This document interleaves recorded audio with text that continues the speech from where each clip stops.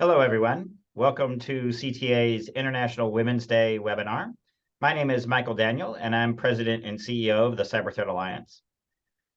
As most of us know, the convenience and ease of use are hallmarks of the digital economy. I mean, the Staples ad campaign that featured an easy button has become an American English idiom, and apps and websites strive to be as user-friendly as possible. I mean, Apple's built an entire brand on this concept. But that's not true for cybersecurity. I bet if you conducted a survey, no one would respond that cybersecurity is easy. Cybersecurity, in fact, remains really hard. But why is that? Is that inherent in the issue, or should we be able to make cybersecurity easy, or at least easier? Here to discuss this issue with me are three awesome folks that are leaders in the cybersecurity field. We've got Jaya Baloo, Suzie Squier, and Megan Stifel, and I'll let the three of them introduce themselves. So Jaya, starting with you.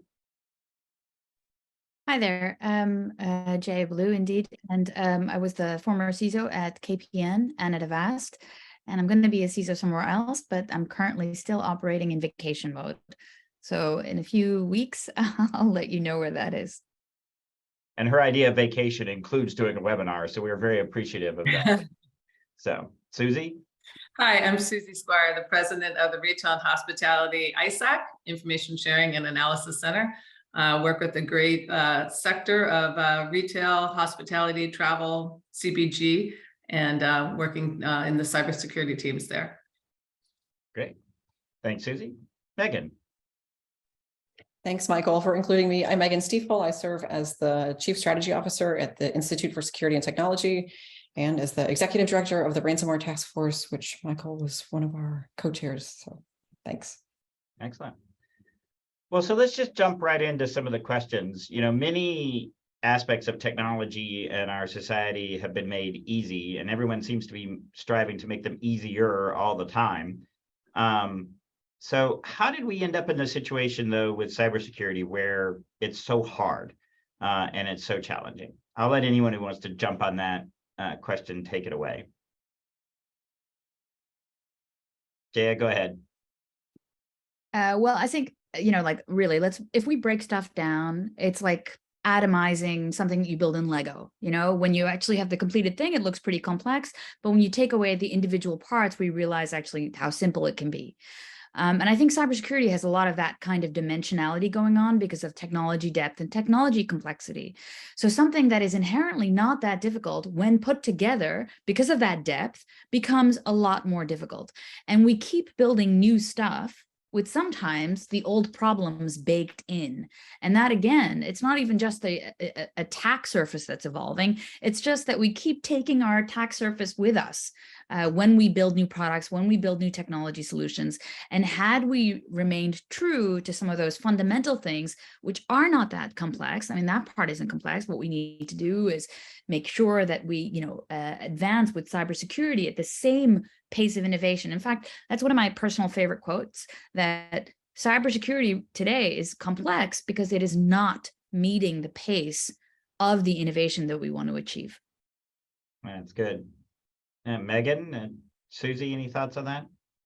Sure. I would say a bit to build on what Jaya said, that we got ourselves here for all the right reasons, or we had all the best intentions, meaning not our intentions around cybersecurity. Our intentions were around innovation and thinking about the internet and wanting the internet to be this terrific platform that now serves us cat videos and a bunch of other things that distract many of us, unfortunately, at times, or maybe I'm just speaking for myself. But in any event, the goal really was to not slow down innovation, I think. And as a result, as a byproduct, we are in a place where we were left to bolt on security.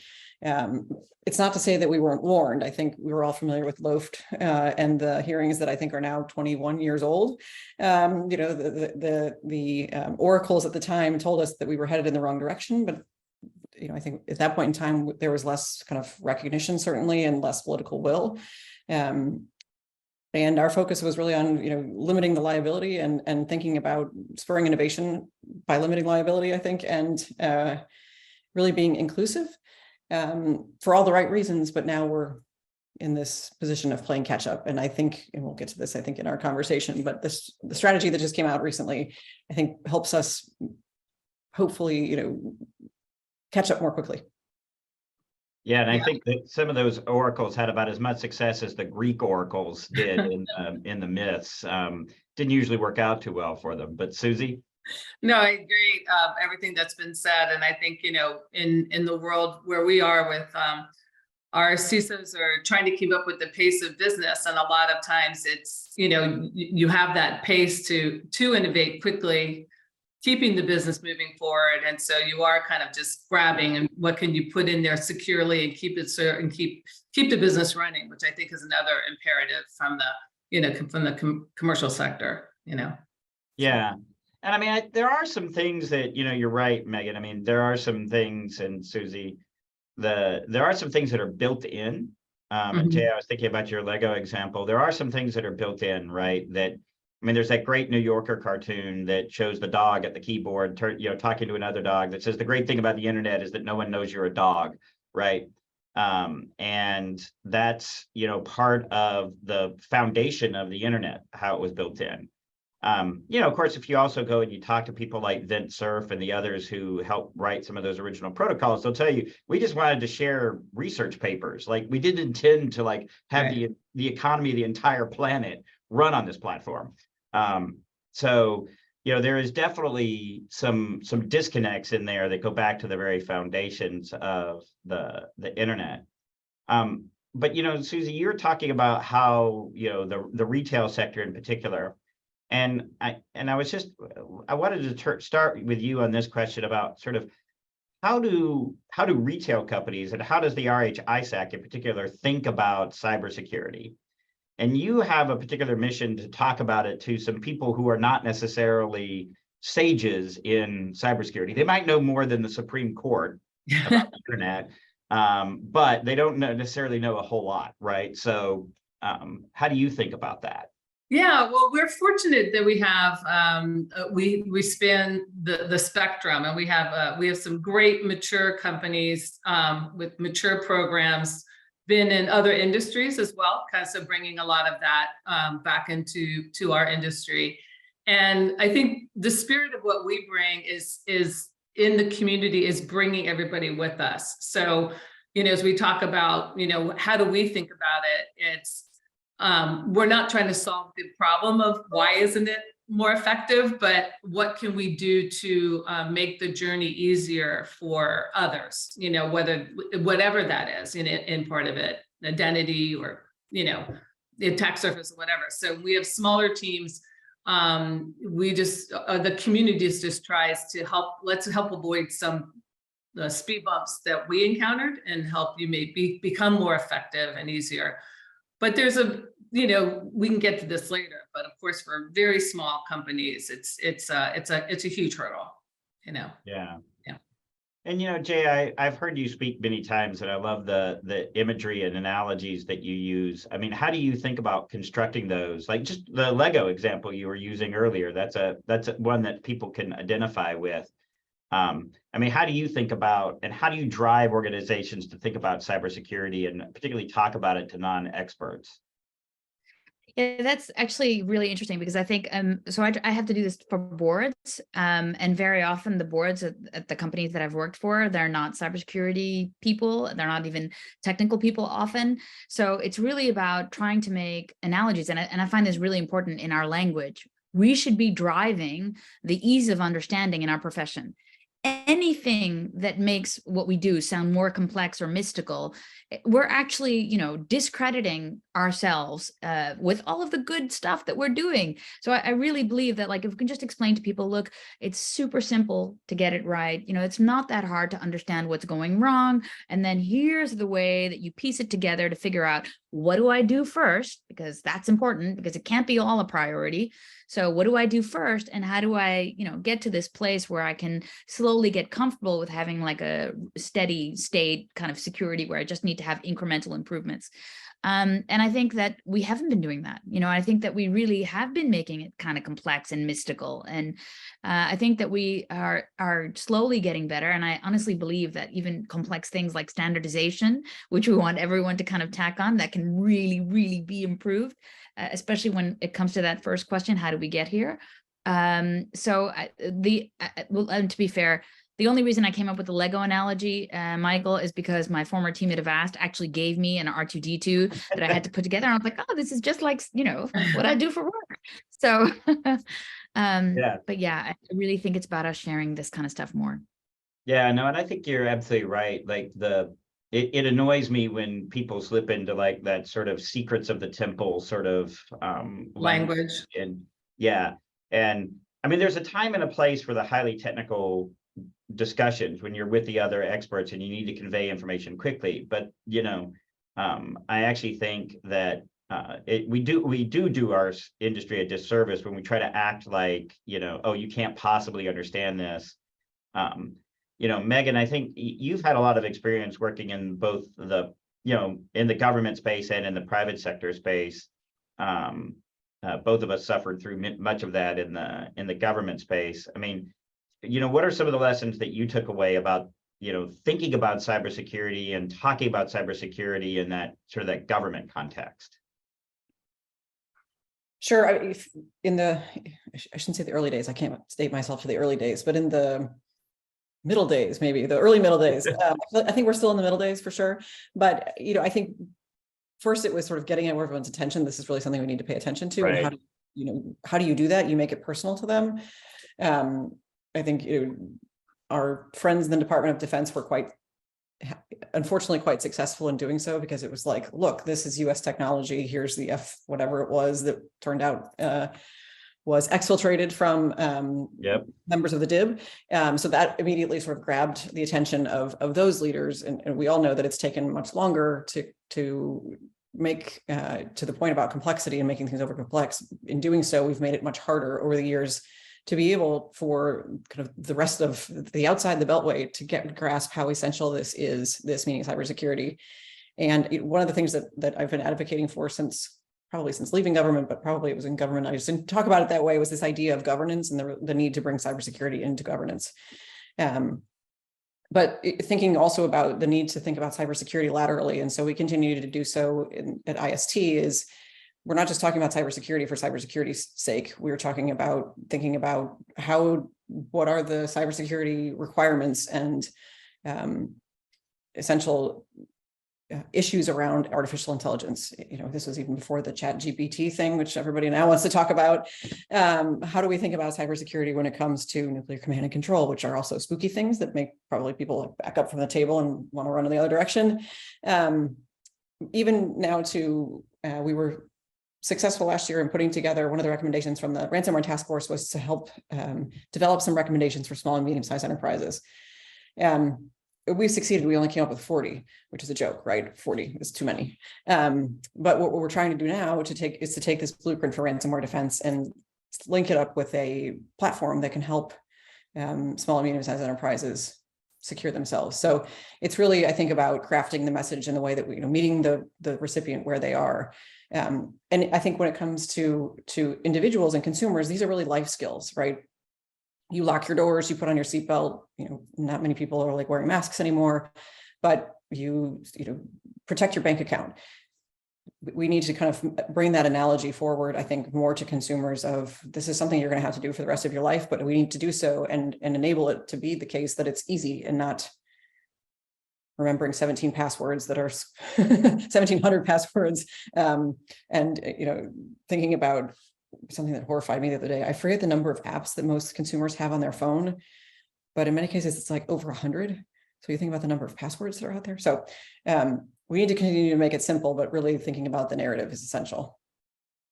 Yeah, and Michael, sorry, back to what Jaya was saying. I think there is some movement, at least in the demystifying the jargon, and at least in our world, it's a lot like you have to speak the language of business. So and risk, and I think that maybe not in the whole ecosystem, but I think there is some movement to like you said, there's a time when you're talking together that those words matter, but when you're trying to get it across to boards, to audit committees, to other business executives, your marketing team and stuff, helping to do, I think it's finally getting through that you've got to take it to their language. So just for what it's worth. Yeah, no, and I think it was always fascinating to me that, when I was in the White House, like the time that we ended up getting the most traction with the non-security agencies was after the OPM intrusion. And particularly after the head of OPM was fired, because then suddenly all these domestic agency leaders saw themselves in OPM. They were like, where they didn't see themselves in the Defense Department or the State Department or the intelligence agencies. Oh, those are those security agencies. We're not like that. But OPM, like suddenly they saw themselves in that seat and they were like, oh, I guess I need to actually really take this seriously. And it really caused a sea change in how the domestic agencies actually thought about cybersecurity. But there's an interesting question here that I want to get at, which is, there's an awful lot of malicious activity that goes on there, and it seems like it's getting worse. We can have interesting debates about whether or not that's actually true, if we're just getting better reporting, but it certainly feels like we're getting worse. And then there's this actual question of, do even the experts have the right knowledge and information to make good decisions? And I think about this from having sat in several different places making decisions about, you're always making decisions under uncertainty. You never have all of the information you would like. But do we actually have the information that we need to make good decisions in this space? And Megan, maybe I'll just toss it over to you to start. I would say no, hashtag information sharing and hashtag incident reporting, which you already kind of alluded to in the question, but the information is out there. So in theory, we should be in a better position, and we should be in the right knowledge space because the information exists. But we're still, I think, stuck in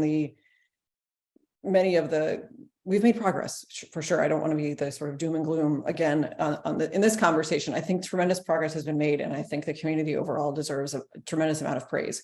But we still have silos of information, and I think because I've spent too much of the past 2 years, probably not enough apparently, on thinking about ransomware and thinking about the different stakeholders that are involved on the good side and the types of information that they have access to, but are still reluctant to either collect it in a meaningful way or distribute it in a kind of whole of all of one of us. You have to defeat all of us to defeat one of us. I think that was one of Chris Inglis's lines. Yep. We're still not quite there. And I think, again, we're moving forward through incentives. I hope the strategy will continue to and really kind of give some additional ignition to that conversation, but not quite. Yeah. Jaya, what do you think about that? Well, so there's a different, I love what Megan just said, like the truth is out there, the information's out there. But the problem is it there at the right places where the actual tactical decision-making and action needs to happen? And I would say that, again, no. I love when Wendy Nather from Cisco talks about the security poverty line, because it is spot on. We don't have the people. Like not even just the information. Once you have the information and you then need to act on it, who's acting? Like most CISOs are struggling with resources. Why? Because they haven't been good demystifying the subject, getting it to the board, talking in the language of the board, which is only financial. What is there to my bottom line, especially if you're a small, medium enterprise, especially if your core focus is something other than cybersecurity. I mean, even in cybersecurity companies, it's difficult to kind of make the case for what you need and how you need to get it done, and sharing information and being part of organizations that share, et cetera. ISACs are not, the only thing. They're great, but there are other organizations that also have sharing modules that you also want to be part of. And it's not always easy. to get the right information, have it assessed at the correct level within the organization, because let's be honest, it's not just the information that's out there. Most organizations don't know the information that's in their own organization. They don't know their own network. They don't know their own assets. They have no clue about what the hell is happening at their different cloud providers. They know that they're consuming something, but they don't have that, on an easy to read thing. So even there, when we talk about that complexity, it's because we've made it kind of hard, like you talked about the 100 Yep. apps. I mean, like that's on a consumer space. Look at an enterprise. We keep wanting to do more, and we don't throw away our old stuff. We just keep getting more. So I'm sorry, this is like a tired CISO sounding record, but I really think it's not just about getting that information. It's about getting the proof in action. And once we get the community together, great. But now prove it that we can actually impact the rest of that ecosystem. Yeah, Suzie, what do you? I mean, you Well, live the this. one thing, Yeah. the plane of the single pane of glass, glass that everyone is looking for, that magic, wherever that little pane may be, is something that people are seeking. But one thing that you brought up that touched on a research we did of our practitioners, of the analysts, and kind of up to the manager level, and the time that they spend going between apps and time. And so this is a little bit off topic, but it does kind of get to the recruiting, the time, the burnout, because there's so much time that they're spending moving between systems. And you're right, so you don't have that flow, that one flow of information. It's like, this has this, this has this, this has this. And I think, obviously Megan and Jaya have more experience on the, on the side than I do, but we've created these silos of this solves this problem, this solves this problem. These don't talk to each other. Kind of gets to one of the things we talk about probably later is interoperability kind of situation. But anyway, I think the information's out there. I think it's just in like too many bins.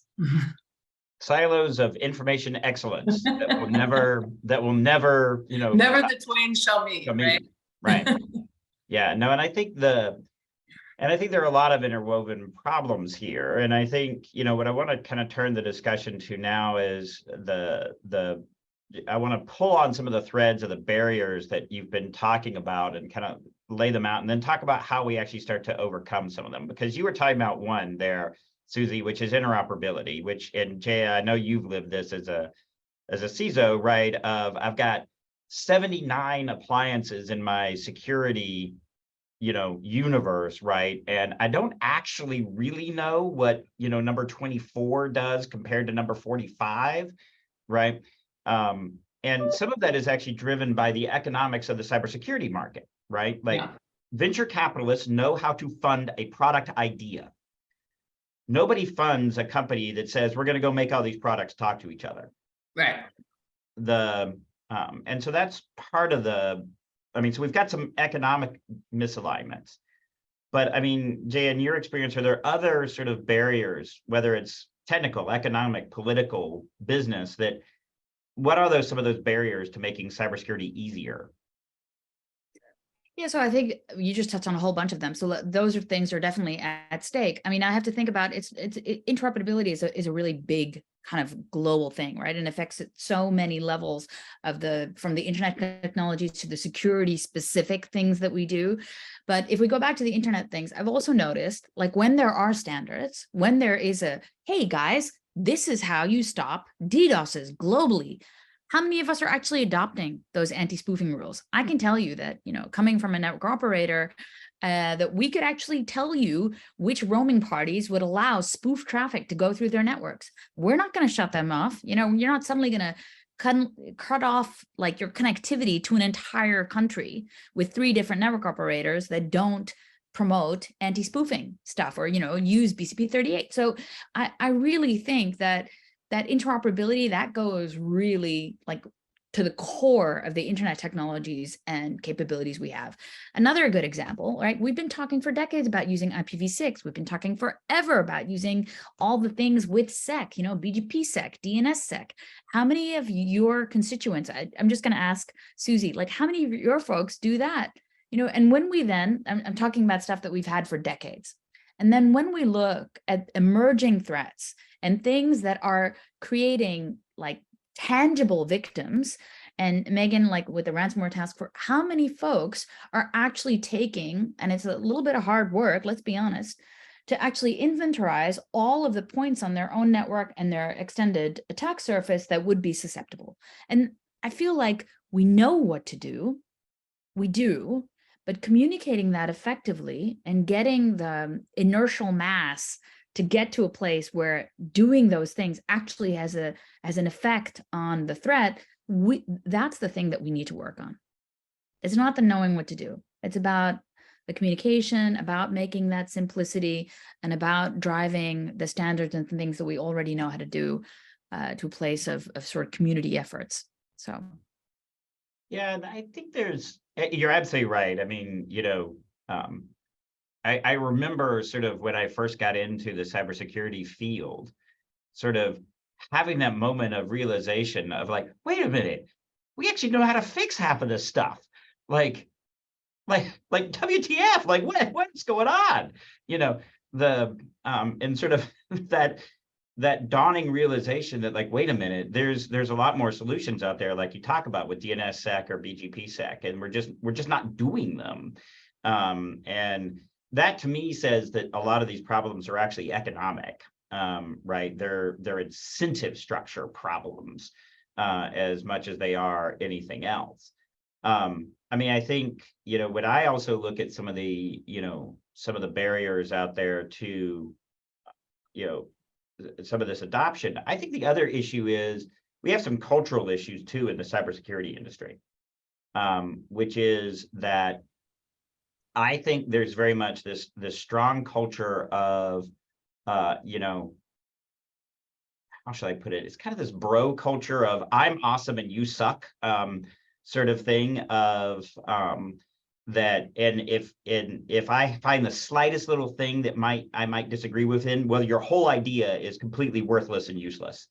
And trying to well, yeah, sure. I mean, if we could actually get an 80% solution or an 80% improvement, yes, we recognize that it's not 100%, but it's still an 80% improvement over where we are now.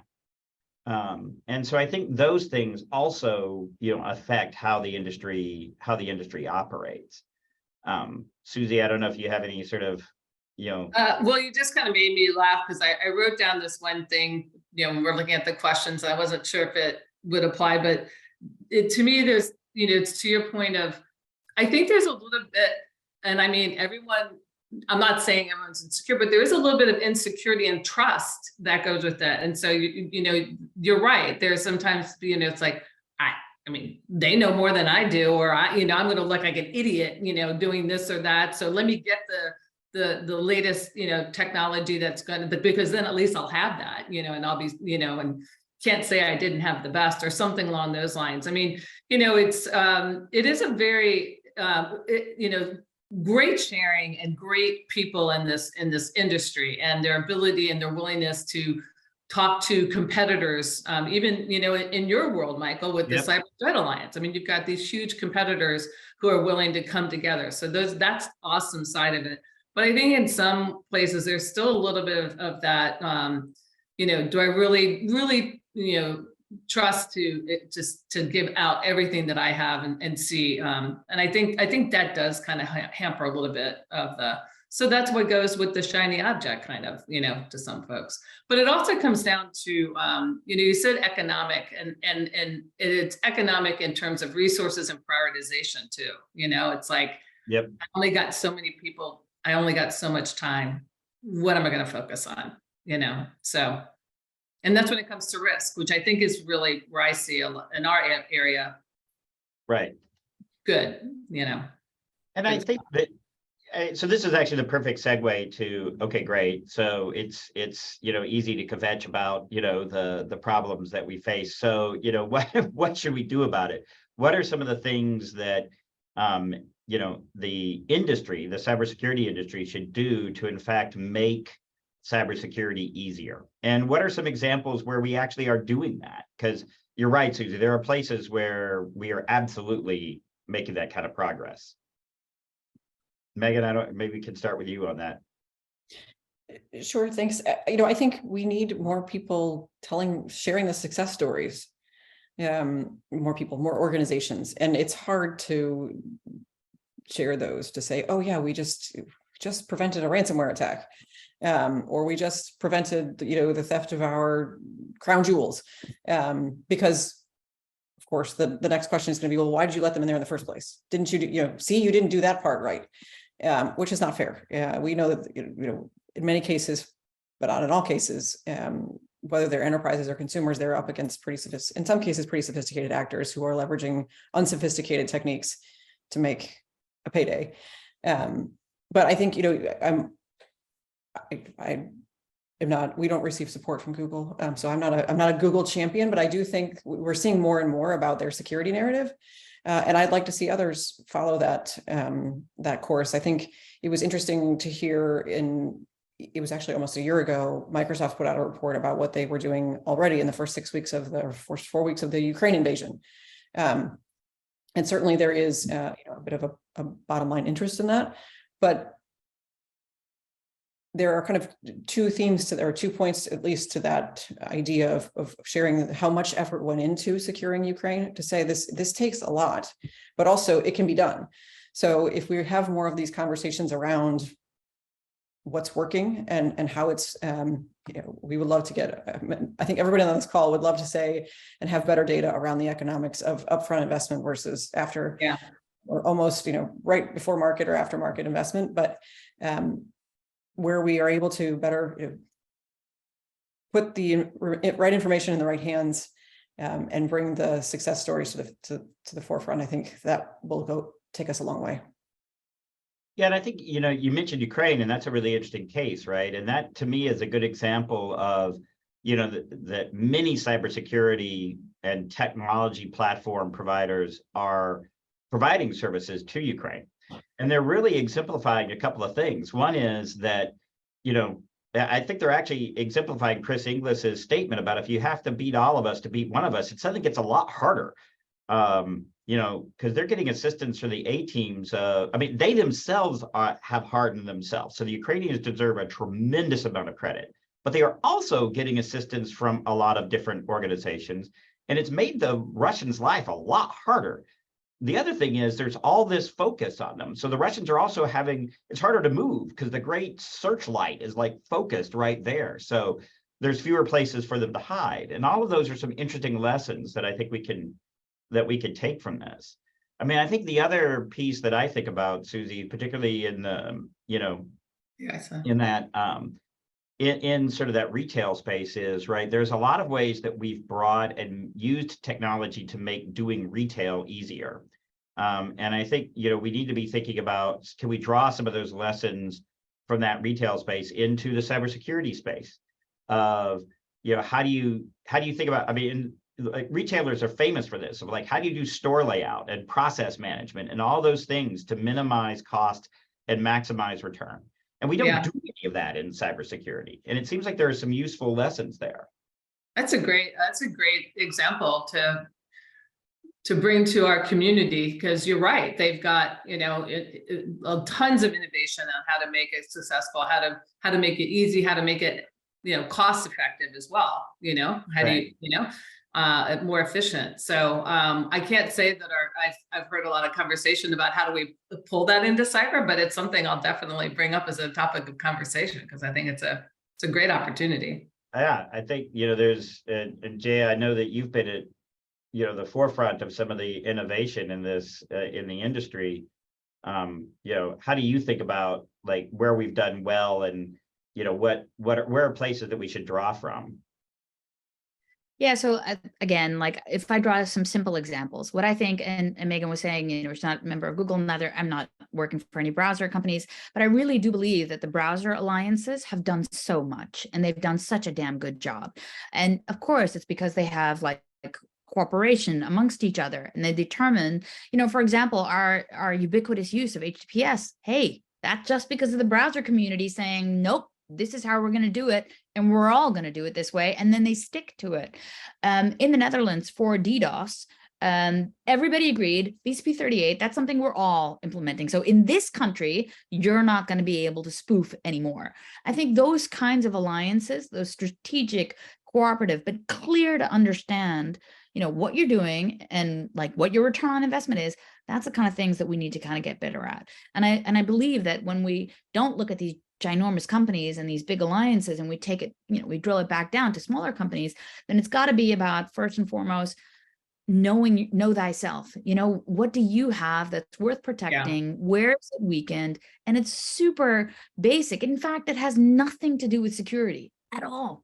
It's just about IT. And if we got that picture straight, it'll help you take it to the next step of whose stuff am I consuming and how do I get my vendors under control? And, and you can build it up from there. So I really think it's about us as a community in security prioritizing. And if we go to the Ukraine example, why did they do such a brilliant job? Well, I don't think, and again, we talk about it all the time, right? Don't waste a good incident. But I don't think that anyone has shown such mettle to say, right, we had black energy, we know what it was to be targeted by sandworm. And this is what we did afterwards. And they had such a national driven program to really look at what could be attacked. And then, their CERT, I mean, that's just exemplary. I don't think we've ever seen something like that, where you have a country under attack and a CERT be as capable and, communicative about everything they've gone through as what we've seen with Ukraine CERT. It's just so impressive. Yeah, no, I think when I think about how we, when we were talking about that blueprint for the small businesses, sort of going back to that, Megan, that I was one of the ones that was hammering on, like, who's going to be able to read this thing, right? And, what do we really want them to do? And I think that I really think that for all of the sophistication, right, that's out there and some of the things, there are some really basic stuff that if we actually did a few of those things, like we almost let sort of the perfect become the enemy of the good and the better than what we've got now. And if we just did a few of those things, like really got, multi-factor authentication, widely deployed and used, and, we got password managers out there broadly in use, we would actually have a pretty meaningful impact on the amount of cybercrime that was happening. Yeah, I firmly believe that, because those things frustrate a lot of the, run-of-the-mill cyber organizations. Sure, is it going to? No, it's not going to stop the Russians or the Chinese, but most people aren't facing them. right. And, if we can clear out some of the underbrush, it'll give the Russians and the Chinese and the Iranians and North Koreans and others fewer places to hide. So, I think this also then feeds into, the part of the national cybersecurity strategy that came out. And I think one of the fundamental tenets that came out recently in March of 2023, I think when you look at that, one of the fundamental premises that the administration has been talking about for a while is this idea of shifting some of the burden around. How do we actually put, we've structured cybersecurity. I think one of the reasons that we've made it hard is we've put all of the burden on all the way out at the edge on the end user. And that is the point that actually has the least leverage, right? And to your point, Jay, about, well, it wasn't that it bubbled up from the bottom that suddenly everyone was using HTTPS. It came from the top where the browser said, guess what? We're going to connect. It's going to be HTTPS. And mystically, everyone was able to, shift to that, right? And so I think there's this question about how do we reshape the burden of security in the ecosystem. Not that the end users bear nothing, but that we shift some of the burden around. And I think that's got to be part of the policy conversation. Suzie, we can start with yeah, you. I think it's really interesting in this strategy that they have that. And, like you said, it's not the end all, but, so I think what Jay was saying earlier, like, if we can get that security by design so that you're building in your security up front, then, you got a company starting a business and they feel comfortable in putting this product in, and then it's, you don't have to worry about well, what vulnerabilities is this going to open and put me to more risk because of who I've chosen? So I thought it was, read through the strategy. I think I think some of that makes a lot of sense. I think it's going to take incentives, to obviously, and a lot of the work that the strategy points out to make that happen. But to your point of, some improvements, I think there are some, with the, SBOMs, all of that kind of stuff, that the efforts that are going on. I think there's a good steps, and I applaud the administration for putting that strategy together and hopefully continue to execute, which is really the key. It's always the hard part. Yeah, the strategy's hard, the execution's even harder. So Jaya, any sort of input on that? So coming from a security vendor, Yeah. they've asked, and a software maker, I actually think that we have been burden shifting for years to the user, the end user, and the consumer. We really need to think about how to place liability on the creators, on the makers. And I'm not trying to kill innovation. Absolutely not. I'm trying to drive, like we say, responsible AI. I'm trying to drive responsible security in all of our innovation. And I think, unfortunately, the only language that gets spoken, again, at boards, is the potential liability if you screw it up. So we need to get better at doing that. I'm going to take a European example for a minute. So if we look at the Network and Information Security Directive, either the first version or the second iteration, I still feel that although there's so many different sectors involved and there's cloud providers, et cetera, the software and hardware lobby that's still present in Brussels still has the upper hand in a lot of this. And yeah, they want to do some stuff on IoT, I get it. But I really think that, again, liability, if you build stuff that is garbage and that does not get updated, and you try to shift that burden to a right to audit to your buyers, I think that's fundamentally wrong, especially since most of these companies don't even allow a right to audit. So, because, oh no, it's too expensive. And I think there we've already got a problem. So you're not allowed to look under the hood. You're not allowed to test if you even had that capability. And the companies themselves aren't in a position to provide any transparency about the state of their own vulnerabilities, not only their SBOMs, but an easy to consume way of, here's what I've got, here's how I'm fixing it. And we've got to get better of that, because the attackers are just reversing the patches that are being put out there. And if their execution time is lowering, if by the time there's a patch out, somebody's already reversed it and engineered some attack, then we have to get way more responsibility to the builder to prevent that iteration. Again, it's about shifting the cost of the attack.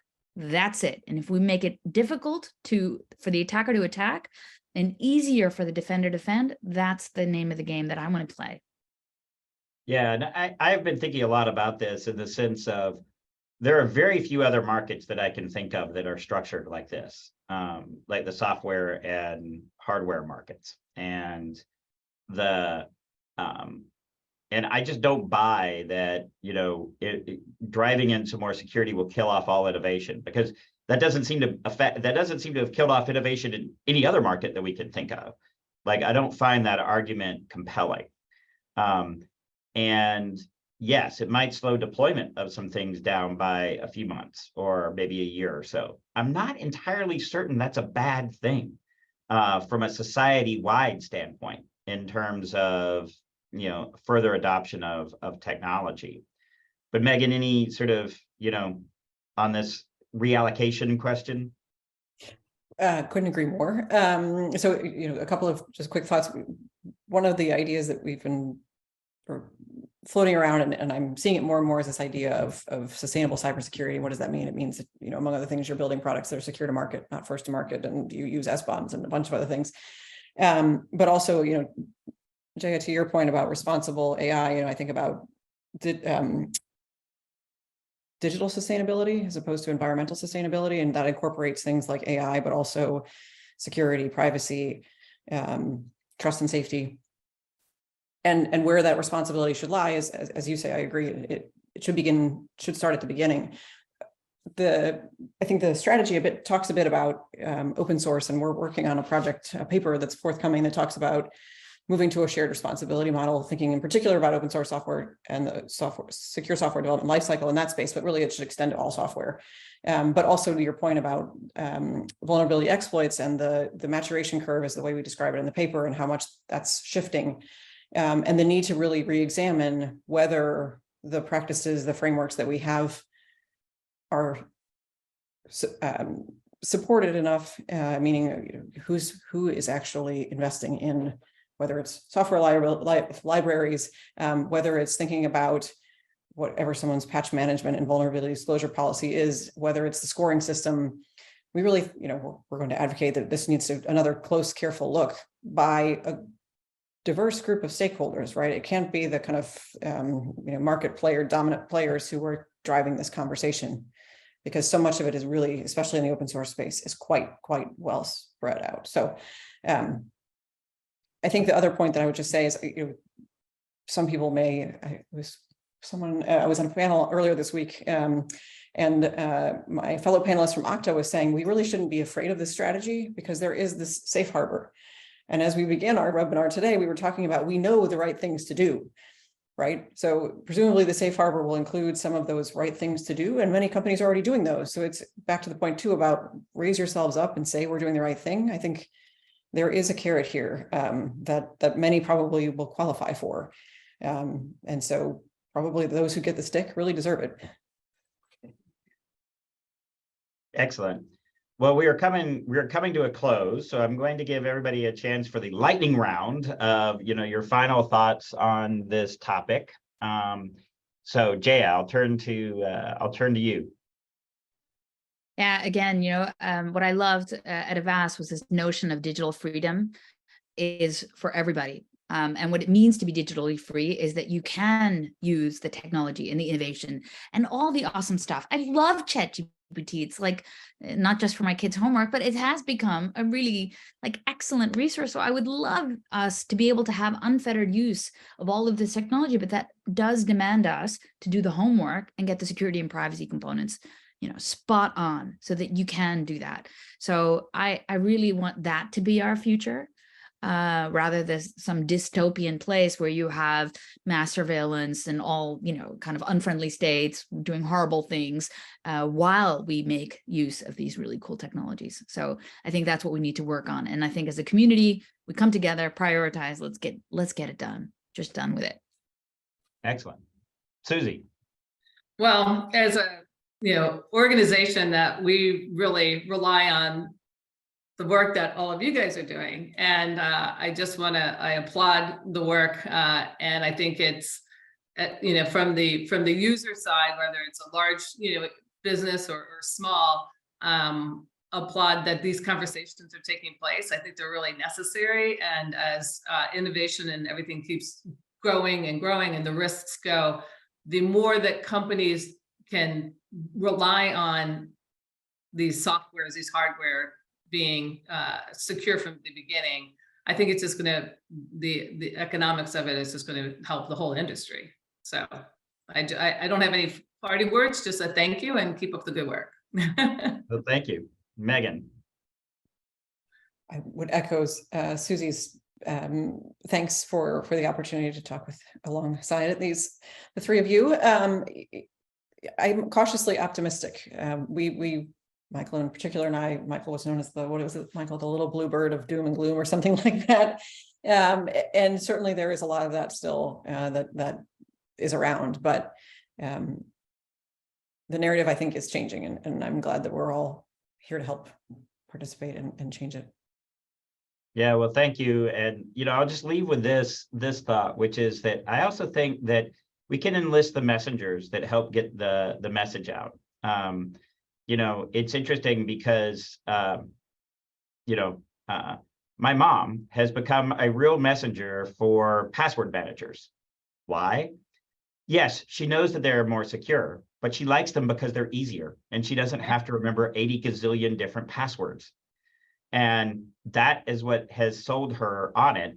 And she's an incredibly effective messenger because she can go to all of her peers and say, I can use this. It's not hard and it makes your life easier. And I think we also need to be looking at more of those kinds of opportunities as well. Well, Jaya, Suzie, Megan, thank you very much for joining me today on International Women's Day to talk about this issue around cybersecurity. And I look forward to working with all of you as we continue to try to make cybersecurity both more effective and easier. So thank you very much.